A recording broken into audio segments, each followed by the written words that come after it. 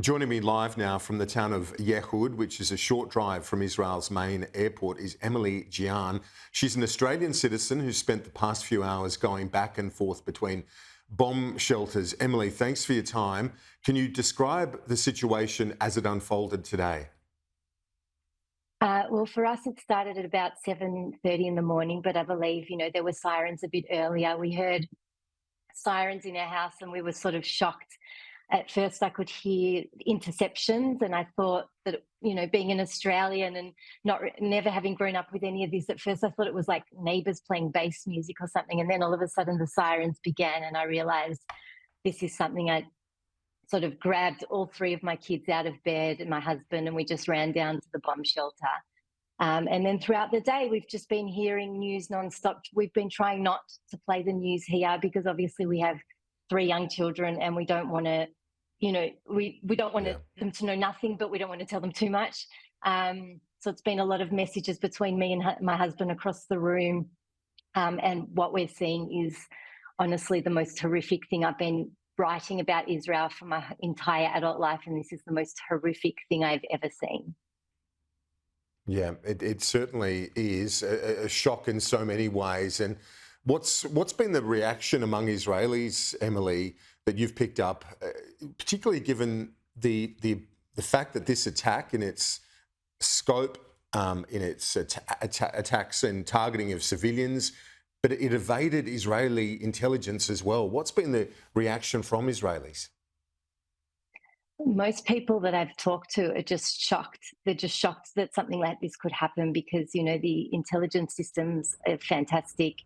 In previous confrontations and in previous wars and operations, there's always been Yeah. talk of something like this. So we've heard about it before, that they're planning some sort of surprise attack on communities, but it's always been stopped. So today there's been a lot of shock and almost disbelief that it went this far, and then that it managed to get through. And just people are usually, Israelis are very, matter of fact but chilled, and today I just saw fear on every single face that I saw.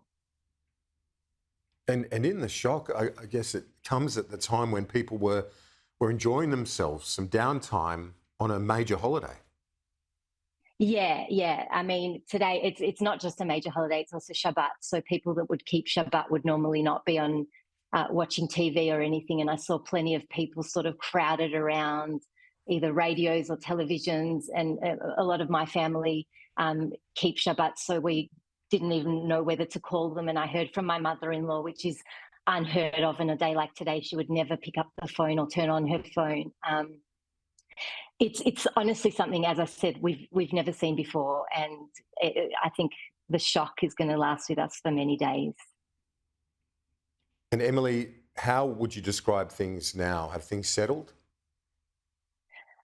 Look, throughout the evening, it was on and off rockets, and as you mentioned, we've been in and out of the bomb shelter. I don't want to jinx anything, but it has been quiet in terms of rockets for about an hour or so, at least where we are.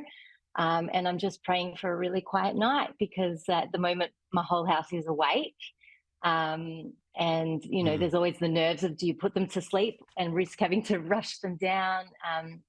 A bomb shelter is not big enough for everybody to just lie in there. So we'll just see what happens, and we just pray for a quiet night for us. And to be honest, we're praying for a quiet night for the people of Gaza too, because the people aren't our enemy. We want peace. I don't know whether they want peace, but I know that the enemy isn't the people of Gaza. The enemy is Hamas, and they're a proscribed terrorist organization in Australia and in many other countries in the world. And we just, the fight is against them and any other terrorist organization that doesn't value human lives. Emily Gian joining us from Yehud. We wish you and your family all the best. We hope you stay safe, and we'll stay in touch. Thanks so much for your time. Thank you.